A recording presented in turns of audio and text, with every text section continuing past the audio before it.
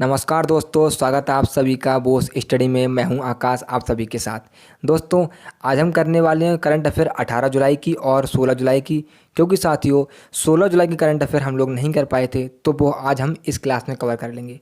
तो दोस्तों, क्लास शुरू करने से पहले एक बार क्लास को शेयर कर दो अपने दोस्तों के साथ, जिससे वो भी क्लास से जुड़ सकें और क्लास को देख सकें। तो साथियों, देखते हैं क्या चल रहा है देश और दुनिया में और क्या इंपॉर्टेंट है हमारे एग्जाम बेस के लिए। दोस्तों, हम वही न्यूज़ कवर करेंगे जो हमारे एग्जाम के लिए इंपॉर्टेंट होगी। तो दोस्तों, फर्स्ट पॉइंट है, भारतीय बैडमिंटन स्टार पीवी सिंधु ने 2022 का सिंगापुर ओपन का खिताब जीत लिया है। अब साथियों, पीवी सिंधु कहाँ से बिलोंग करती हैं? तो तेलंगाना से यह बिलोंग करती हैं। और कौन सा खिताब जीता है? तो सिंगापुर का ओपन खिताब इन्होंने जीता है। कौन से खिलाड़ी हैं? तो यह साथियों बैडमिंटन की खिलाड़ी हैं। इन्होंने किसे हराया था? इन्होंने चीनी खिलाड़ी वांग झी को हराया था। किसे हराया था? चीनी खिलाड़ी वांग झी को इन्होंने हराया था। सिंधु तीसरी भारतीय हैं और दूसरी महिला हैं सिंगापुर का खिताब जीतने वाली, यानी कि तीसरे नंबर की तो भारतीय हैं टोटल लोगों में। और अगर बात करें महिलाओं में, तो साथियों महिलाओं में सेकंड नंबर की महिला हैं जिन्होंने सिंगापुर ओपन खिताब जीता है। इसके अलावा दोस्तों, अभी हाल ही में कुछ और भी सीरीज हुई तो उनके बारे में देख लेते हैं। अभी हाल ही में एलिना रिवाकिना ने विंबलडन ओपन का खिताब जीता और यह कहाँ से बिलोंग करती हैं? कजाकिस्तान से बिलोंग करती हैं। और यह एशिया की पहली महिला है ग्रैंड स्लैम जीतने वाली। बहुत ही इंपॉर्टेंट आपके एग्जाम के लिए। सेकंड पॉइंट साथियों, पुरुषों में नोवाक जोकोविच जो विंबलडन के खिलाड़ी हैं, इन्होंने भी 21वां ग्रैंड स्लैम जीता है अभी इन्हीं के साथ साथ। और यह कहाँ से बिलोंग करती हैं? तो यह सर्बिया से बिलोंग करती हैं। मलेशिया बैडमिंटन ओपन का खिताब किसने जीता? तो विक्टर एक्सेल्सन ने जीता। और यहाँ कहाँ से बिलोंग करते हैं? तो यह डेनमार्क से बिलोंग करते हैं। नीरज चोपड़ा ने डायमंड लीग में 9.5 मीटर भाला फेंक कर अपना ही नया रिकॉर्ड, राष्ट्रीय रिकॉर्ड बनाया और अपना ही रिकॉर्ड तोड़ दिया था। अब दोस्तों, आप मुझे कमेंट करके बताइए कि नीरज चोपड़ा ने टोक्यो ओलंपिक में कितने मीटर का भाला फेंका था। भगवान देवी डागर ने विश्व मास्टर्स एथलेटिक्स चैंपियनशिप में 100 मीटर स्प्रिंट में गोल्ड मेडल जीता। और यह कितने साल की साथियों? तो यह 94 साल की हैं। और दोस्तों, यह हरियाणा से बिलोंग करती हैं।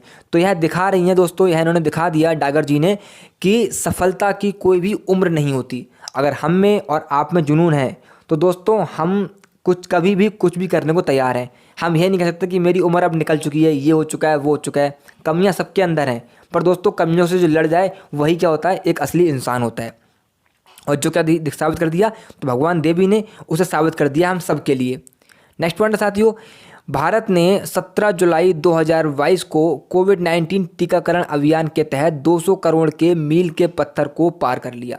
साथियों, भारत 200 करोड़ कोविड-19 की डोज दे चुका है। कितनी करोड़? 200 करोड़। और यह कब तक रिकॉर्ड पूरा किया है? तो 17 जुलाई को यह रिकॉर्ड पूरा किया। और इस रिकॉर्ड के साथ साथ कई लोगों ने हमें बधाइयाँ भी दी, चाहे वो यूनिसेफ हो, WHO हो, इन सभी लोगों ने हमारे लिए बधाई दी है। भारत में कोविड टीकाकरण अभियान की शुरुआत 16 जनवरी 2021 को हुई थी। कब हुई थी? तो 16 जनवरी 2021 को कोविड टीकाकरण अभियान की शुरुआत हुई थी। और 15 जुलाई 2022 को भारत सरकार ने 75 दिनों के लिए कोविड टीकाकरण अमृत महोत्सव की शुरुआत भी की है। और इसके तहत हर वयस्क व्यक्ति को टीका दिया जाएगा, वो भी मुफ्त में। कितने दिनों के लिए? 75 दिनों के लिए। जो आपका 15 अगस्त को 75वां अमृत महोत्सव शुरू हो रहा है, उसके अवसर पर यह योजना शुरुआत की गई है। दोस्तों, इसके अलावा देखते हैं कि हमारी कोविड-19 में जो कोविशील्ड का आविष्कार किसने किया? तो यह किया सीरम इंस्टीट्यूट ने विकसित किया। और यह कहाँ की कंपनी है? तो यह पुणे की कंपनी है। कौन सी वैक्सीन बनाई थी इसने? तो कोविशील्ड वैक्सीन बनाई थी। और यह कई देशों ने हमसे ली भी थी। कोवैक्सीन, यह इसका आविष्कार किसने किया? तो भारत की बायोटेक ने इसे विकसित किया है, जो हैदराबाद की एक कंपनी है। किसने बनाया? हैदराबाद की कंपनी बायोटेक ने बनाया, भारत बायोटेक ने। और कोवैक्सीन इसका नाम है। DNA पर आधारित भारत की पहली वैक्सीन जाइकोव डी किसने बनाई है? यह हमारी भारतीय कंपनी है, वो है वैक्सीन है। कौन सी है? जाइकोव डी। और यह भारत की पहली वैक्सीन है जो जाइकोव पर आधारित, DNA पर आधारित है। ठीक है। नेक्स्ट पॉइंट साथियों, भारत की पहली स्वदेशी कोरोना mRNA वैक्सीन यह किसने बनाई है? यह जैमकोविक, इसका नाम है जैमकोविक 19। और दोस्तों, जिनोवा बायोफर्म ने इसे बनाया है। और यह पुणे में, कहाँ पे है? पुणे में लोकेटेड है यह कंपनी। नेक्स्ट पॉइंट है साथियों, भारत तिब्बत सीमा पुलिस ने पूर्वोत्तर भारत में पहला माउंटेन वॉरफेयर ट्रेनिंग सेंटर बनाया। किसने बनाया? आईटीबीपी ने। कहाँ बनाया? पूर्वोत्तर भारत में सिक्किम में यह बनाया है। क्या है यह वॉरफेयर ट्रेनिंग सेंटर है। यहाँ पे दोस्तों क्या होगा? ट्रेनिंग होगी। उद्देश्य क्या है इसका? उद्देश्य ऊंची क्षेत्र में सैन्य बलों की युद्ध कुशल और जीवित रहने की चुनौतियों का मुकाबला करने का प्रशिक्षण देना। तो हमारे जवान हैं उन्हें एक तैयार किया जाएगा एक लेवल पे, जिससे वो हाई एल्टीट्यूड एरिया में भी क्या कर सकें? लड़ सकें और अपने जीवन को व्यतीत कर सकें। यह इनका उद्देश्य है। आईटीबीपी के अभी डीजी कौन है? तो दोस्तों अभी इसके डीआईजी अभी संजय अरोड़ा हैं। और आईटीबीपी का फॉर्मेशन तो 1962 को इसका फॉर्मेशन होता है। इसके अलावा दोस्तों देखते हैं इंडियन कोस्ट गार्ड के डीजी अभी कौन है? तो वीरेंद्र सिंह है। कौन है? वीरेंद्र सिंह पठानिया। और बीएसएफ के डीजी कौन है? तो पंकज कुमार सिंह अभी बीएसएफ के डीजी हैं।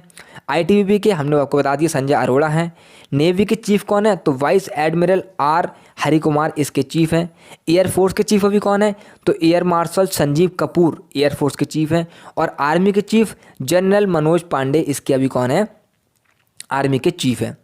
नेक्स्ट पॉइंट साथियों, टेनिस खिलाड़ी लेटन हैविड को अंतर्राष्ट्रीय टेनिस हॉल ऑफ फेम में शामिल किया गया। यह किस देश से बिलोंग करते हैं?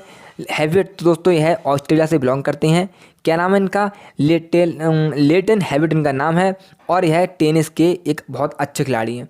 इन्होंने दोस्तों अपने करियर में 2 बार ग्रैंड स्लैम जीता है। कब कब? 2001 में और 2002 में इन्होंने ग्रैंड स्लैम जीता। दोस्तों यह 34वें खिलाड़ी हैं ऑस्ट्रेलिया के जो हॉल ऑफ फेम में शामिल हुए हैं। कौन से नंबर खिलाड़ी हैं? 34वें नंबर के खिलाड़ी ऑस्ट्रेलिया से बिलोंग करते हैं और हॉल ऑफ फेम में शामिल होने वाले हैं 34वें नंबर के खिलाड़ी हैं। और दोस्तों कौन से खिलाड़ी हैं ये? तो टेनिस के प्लेयर हैं। किसके प्लेयर हैं? टेनिस के। नेक्स्ट पॉइंट है साथियों, राष्ट्रीय संस्थागत रैंकिंग फ्रेमवर्क 2022 रिपोर्ट के अनुसार आईआईटी मद्रास शीर्ष पर रहा।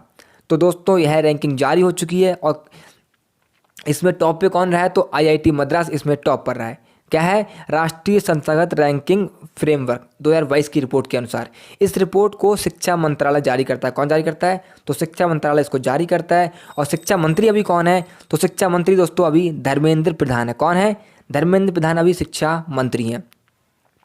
इसके अलावा दोस्तों एनएफएसए की जारी राज्य बैंकिंग सूचकांक में ओडिशा शीर्ष स्थान पर रहा था। इसके अलावा 2022 में जारी स्टार्टअप इकोसिस्टम की सहायता पर राज्यों की रैंकिंग 2021 में श्रेष्ठ स्थान प्राप्त करने वाले कौन हैं? तो गुजरात और कर्नाटक श्रेष्ठ स्थान पर रहे थे। ईज ऑफ डूइंग बिजनेस की रैंकिंग में आंध्र प्रदेश शीर्ष पर रहा। और राज्य और ऊर्जा जलवायु सूचकांक गुजरात शीर्ष पर रहा। कौन रहा? तो राज्य और ऊर्जा एवं जलवायु सूचकांक में गुजरात शीर्ष पर रहा है। यह दोस्तों कुछ की पॉइंट हैं जो मैंने आपको बता दिए हैं।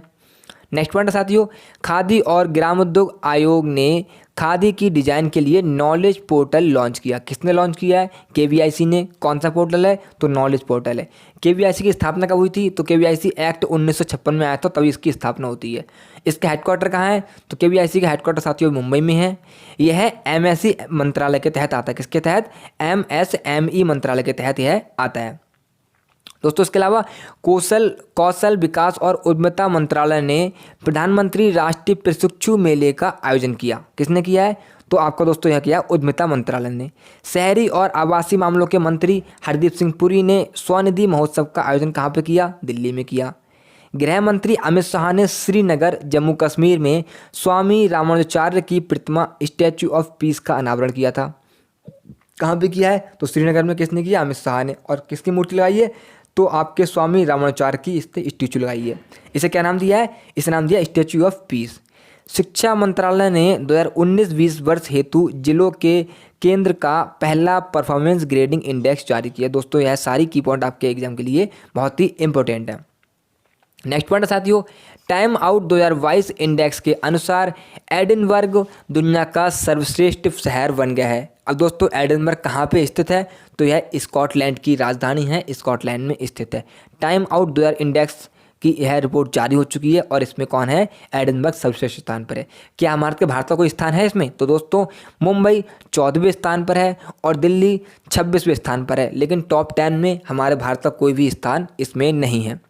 इसके अलावा QS best student cities ranking 2023 के अनुसार छात्रों के लिए सबसे अच्छे शहरों की सूची में लंदन विश्व में शीर्ष स्थान पर रहा और मुंबई 103 स्थान पर रहा था, जबकि बेंगलुरु 114वें स्थान पर रहा था क्यूएस की रिपोर्ट में। वैश्विक लिवेबिलिटी सूचकांक 2022 के अनुसार दुनिया का सबसे रहने योग्य शहर वियना है, जो ऑस्ट्रिया की राजधानी है और यह शीर्ष स्थान पर रहा था। दिल्ली 112वें स्थान पर रहा था और मुंबई 170वें स्थान पर रहा था। सिप्री ईयरबुक 2022 रिपोर्ट के अनुसार रूस के पास सबसे ज़्यादा परमाणु हथियार हैं। सेकंड नंबर पर कौन है? यूएसए है और हमारा भारत 7वें स्थान पर है इस रिपोर्ट के अनुसार, जिसमें हमारे पास परमाणु हथियार हैं। नेक्स्ट पॉइंट साथियों, प्रधानमंत्री मोदी जी ने बुंदेलखंड एक्सप्रेसवे का उद्घाटन किया। कहाँ पे किया है? यूपी में किया है। कौन सा है? बुंदेलखंड एक्सप्रेसवे। यह एक्सप्रेसवे चित्रकूट के भरतकूप में स्थित गोंडा गांव से इटावा के कुदरैल तक लंबा एक्सप्रेसवे है, यानी कि यह यहाँ से यहाँ तक को जोड़ेगा। और दोस्तों इसकी जो हाइट है वो हाइट कितनी है? इसकी जो लंबाई है, लंबाई इसकी कितनी है? तो दोस्तों इसकी लंबाई 296 किलोमीटर, हाइट नहीं लंबाई कितनी है? 296 किलोमीटर इसकी लंबाई है। चित्रकूट से निकलेगा और दोस्तों जो इटावा कुदरैल तक है यहाँ तक यह जाएगा। दोस्तों उत्तर प्रदेश में भारत के 13 एक्सप्रेसवे बनाने का पहला राज्य बन चुका है। यह भी किसने काम किया? यह भी उत्तर प्रदेश ने किया। मैंने दोस्तों आपको बताया था कि जिस देश में, जिस राज्य में, जिस स्थान पर दोस्तों अगर रोड विकसित होंगे तो वहाँ की जनसंख्या में ऑटोमेटिक तरक्की होगी, वहाँ डेवलप होगा एरिया और दोस्तों वहाँ पे क्या होगा? रोजगार के अवसर पैदा होंगे। क्योंकि साथ ही जो हमारा ट्रांसपोर्ट है वो ट्रांसपोर्ट का काम रोड से ही होता है, इसलिए बहुत ज़रूरी है रोड को अच्छा होना। इसके अलावा दोस्तों भारत का पहला एलिवेटेड शहरी एक्सप्रेसवे कहाँ बना? तो यह द्वारका एक्सप्रेसवे होगा। कौन सा होगा? द्वारका एक्सप्रेसवे। यह क्या करेगा? दिल्ली को बाईपास करेगा। इसकी लंबाई कितनी है? 29 किलोमीटर और यह हरियाणा में 19 किलोमीटर है और दिल्ली में 10 किलोमीटर है। और इसमें दोस्तों जो लागत आने वाली कितनी है? 9,000 करोड़ इसकी लागत है और यह 2023 तक पूरा होगा। इसके अलावा सार्वजनिक परिवहन में रोपवे का इस्तेमाल करने वाला भारत का पहला शहर वाराणसी है और रोपवे के लिए पर्वतमाला योजना की चलाई गई थी। कौन सी? पर्वतमाला योजना, जो रोपवे आपका रस्सी के द्वारा चलाई जाती है वो। भारत के वाड़नेर में नेशनल हाईवे पर देश की पहली लैंडिंग एयर स्ट्रिप का शुभारंभ किया गया था और इस हाईवे पर हरक्यूलस विमान की पहली इमरजेंसी लैंडिंग कराई गई थी। कौन सा है? वाड़नेर NH 925A। दोस्तों क्या हुआ था, जब हमें ज़रूरत थी कि अपने प्लेन को अचानक या इमरजेंसी में लैंडिंग कराने की, तो हम कहाँ लैंडिंग कराएंगे? इसीलिए ऐसी रोड बनाई गई ताकि दोस्तों हमें इमरजेंसी के टाइम पे अपने प्लेन को लैंड करा सकें, इसलिए यहाँ पे है रोड बनाई गई। कहाँ पे है? तो दोस्तों वाड़नेर है, NH 925A यह रोड है, याद रखना आप। हाल ही में स्टील प्लेट के उपयोग से निर्मित पहली 6 लेन वाली राजमार्ग सड़क का उद्घाटन कहाँ किया गया है? तो सूरत में इसका उद्घाटन हुआ है। किससे बना है? जो आपका स्टील मटेरियल होता है उसका वेस्ट पदार्थ से बना है। भारत का सबसे लंबा राष्ट्रीय राजमार्ग कौन सा है? तो NH-44 सबसे लंबा राजमार्ग है, जो पहले NH-7 के नाम से जाना जाता था और इसकी लंबाई कितनी है? तो 3745 किलोमीटर इसकी लंबाई है। तो दोस्तों यहाँ हमारी क्लास कंप्लीट होती है। अब एक बार क्लास को शेयर कर दो अपने दोस्तों के साथ, जिससे वो भी क्लास से जुड़ सकें और क्लास को देख सकें। तो दोस्तों क्लास को एक बार लाइक कर दो जिन्होंने लाइक नहीं किया है और क्लास को सब्सक्राइब कर दो जिन्होंने सब्सक्राइब नहीं किया है। तो साथियों मिलते हैं कल सेम टाइम, जब तक अपनी पढ़ाई कीजिए कंटिन्यू।